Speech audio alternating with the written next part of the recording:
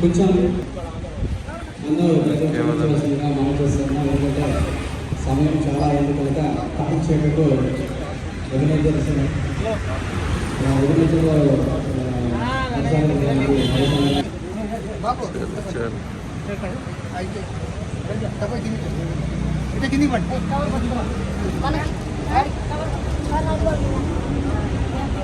అరే